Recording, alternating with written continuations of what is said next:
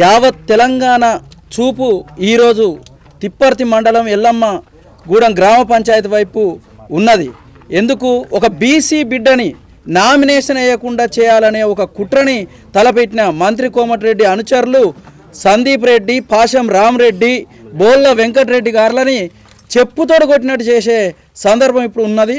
ఎందుకంటే ఆమెకు నామినేషన్ వేయకుండా చేస్తుర్రు అన్న మరుక్షణం భూపాల్ రెడ్డి గారు టీఆర్ఎస్ పార్టీ నుంచి యావత్ జిల్లా ప్రెసిడెంట్ గారు బండా నరేందర్ రెడ్డి గారు అందరూ వచ్చి ఇక్కడ నామినేషన్ వేయించారు.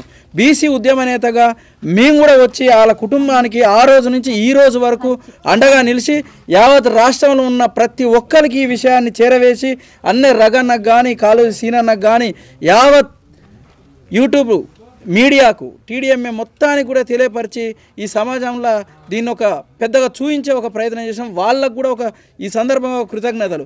వీళ్ళే కనుక వెంటనే యాక్షన్ తీసుకొని ఇనిషియేట్ తీసుకోకపోతే కనుక వీళ్ళకి ఇంత స్థాయిలో ఒక మద్దతు దొరికేది కాదు. ఇక్కడ నల్గొండ జిల్లాలో ముఖ్యంగా మంత్రి కోమటిరెడ్డి గారు ఈ కాంగ్రెస్ ప్రభుత్వం వచ్చిన నాటి నుంచి కూడా నల్గొండ నియోజకవర్గంలో బీసీలు, ఎస్సీలు, మైనార్టీల మీద అన్ని అక్రమ కేసులే. పార్టీల పరంగా చూసుకుంటే కూడా ప్రతిపక్ష పార్టీల మీద కొంతమంది అధికార పార్టీల కొన్ని విషయాల్లో పెడుతుంటారు, అదొక రకం. ఇక్కడ అట్లా కాదు. రెడ్డి అని ఉంటేనో ఇంకేదన్నా ఫార్వర్డ్ క్యాస్ట్ ఉన్నోనికేమో వాడు మర్డర్ చేసినా విట్నెస్లు ఉండో కోర్టులో కొట్టేస్తారు.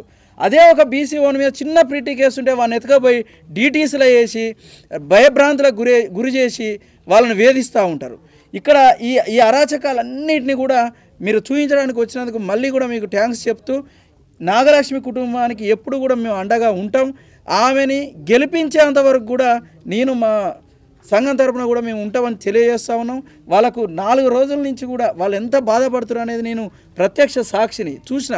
వాళ్ళ పిల్లల్ని చూస్తే అయితే ఒక్కోసారి కళ్ళ నీళ్ళు వచ్చినాయి. ఆ రోజు ఆయన లేని టైంలో ఆమెతో పాటు ఆ 2 పిల్లలే ఉండేది. వాళ్ళు అసలు ఏం జరుగుతుంది ఇక్కడ, ఏమవుతుంది, వాళ్ళకి చిన్నపిల్లలకి ఇవన్నీ తెలియక వాళ్ళు పడ్డ మనోవేదనని కల్లారా చూసిన వ్యక్తిగా చూస్తున్నా.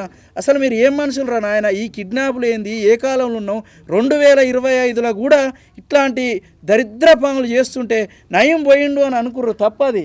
ఆయన ఆత్మ ఇక్కడున్న చాలామంది ఆధిపత్య వర్గాలకు ఆ ఆత్మ అట్నే ఉండి ఆ పనులన్నీ ఇక్కడ చేయిస్తున్నట్టుగా మనం చూస్తున్నాం. ఇంత అరాచకాలు ముఖ్యంగా నల్గొండ అంటేనే ఇది ఒక రెడ్డి జిల్లాగా పెట్టి బీసీలను గతంలో బెల్లిల తక్క కొనపూరి సాంబశివుడు, కొనపూరి రాములన్నను చంపిర్రు. ఇప్పుడు ఇంకొక వీళ్ళని చంపడానికి ప్రయత్నాలు జరుగుతున్నాయి. మొన్న చెరుకు సుధాకర్కి ఏం జరిగిందో చూసినాం, నిన్న పున్న కైలాస్కి ఏం జరిగిందో చూసినాం, ఈరోజు యాదగిరి యాదవ్కి ఏం జరిగిందో చూస్తున్నాం. బీసీలారా మీకు కూడా ఈ సందర్భంగా ఒకటి తెలియజేస్తున్నా, ఎక్కడ ఎవరికి మన బీసీలకు కానీ ఎస్సీలకు కానీ చిన్న అపాయం వాటిల్లినా ఈగ వాళ్ళన సరే మీరు అంతా రావాలి. అక్కడెక్కడనో ఇందిరా పార్కులో ధర్నాలు చేసుడో, అక్కడెక్కడనో బషీర్బాగ్లో ప్రెస్ మీట్లు పెట్టడం కాదు, ఫీల్డ్ మీదకి రావడం నేర్చుకోవాలి సంఘాలు కూడా. సందర్భంగా ఆర్ కృష్ణయ్య గారికి, జాదుల సీన్ గారికి, దాసు సురేష్ గారికి కూడా చెప్తున్నా, ప్రెస్ మీట్లతోటి మీ మాటలు వినే రోజులు కూడా పోయినాయి. మీరు కూడా ఫీల్డ్ మీదకి వచ్చి ఇక్కడ జరిగే వాటి మీద ప్రత్యక్ష కార్యాచరణ చేయాలని చెప్పి తెలియజేస్తున్నా. ఇక్కడ ఒక నినాదం కూడా ఇవ్వాలనుకుంటున్నాం. ఏమనుకుంటున్నాం అంటే, కాంగ్రెస్ పార్టీ బీసీలకు 42% అని చెప్పి మోసం చేసింది. పార్టీ పరంగా 50కి పైన ఇస్తున్నారు, అది మోసం చేసింది. చివరికి 17% ఇచ్చి అట్లా బీసీలను మోసం చేసిర్రు. జనరల్ స్థానాల్లో ఎవరైనా బీసీలు పోటీ చేస్తే వాళ్ళని భయభ్రాంతులకు గురి చేసి వాళ్ళని చంపే ప్రయత్నాలు చేస్తారు. కాబట్టి ఈ సందర్భంగా నేను రాజకీయాల గురించి మాట్లాడొద్దని అనుకున్నా, కానీ కాంగ్రెస్ పార్టీ హటావో బీసీ బచావో అనే ఒక నినాదాన్ని ఇవ్వాలని నేను అనుకుంటున్నాను. ఎందుకంటే కాంగ్రెసే మాకు బీసీలకు ఒక శనిరేఖ తయారైంది. ఎప్పుడు ఇది బీసీలని మేలుగోరే పార్టీ కాదు, ఎప్పుడు బీసీలకు అన్యాయం. కాబట్టి ఈ యావత్ ఎన్నికల్లో 12,000 గ్రామ పంచాయతీల్లో కూడా కాంగ్రెస్ పార్టీని ఓడగొట్టాలి.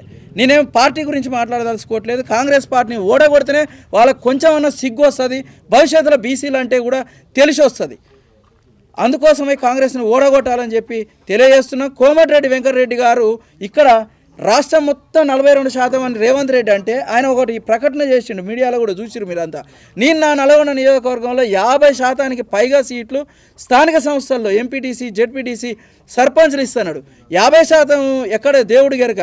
ఈ 17 ఇచ్చింది కూడా లేదు. ఆ 17లో కూడా వాళ్ళ పార్టీ వాళ్ళ నుంచి ఆపోజిట్లో వేరే ఆయన వర్గం వాళ్ళు ఉంటే ఈ 17లో కూడా వాళ్ళని ఓడగొట్టే ఒక ప్రయత్నం చేస్తుండు కోమటిరెడ్డి వెంకటరెడ్డి గారు. నీ అనుచరులకు కానీ ఇప్పుడు 3 రోజులైతే ఒక జిల్లా మంత్రిగా ఉండి నీ నియోజకవర్గంలో ఇంత పెద్ద ఘటన జరిగితే యావత్ తెలంగాణ అందరికీ తెలిసినా కూడా మరి నీకు తెలుస్తలేదా? నీ పాత్ర లేదు అని అంటే కనుక నువ్వే ఒక ప్రెస్ మీట్ పెట్టు. రేపు పొద్దుగాల ఇదే ఎల్లమ్మగూడెం కుర్రా వచ్చి వీళ్ళని పరామర్శించి ఇంకా 2 రోజుల టైం ఉంది కాబట్టి వాడిని విత్డ్రా చేయించి ఆపోజిట్ నీ మనిషిని విత్డ్రా చేయించి యునానిమస్గా ఆమెను గెలిపించి నీ వైఖరి ఏందనేది చూయించుకో.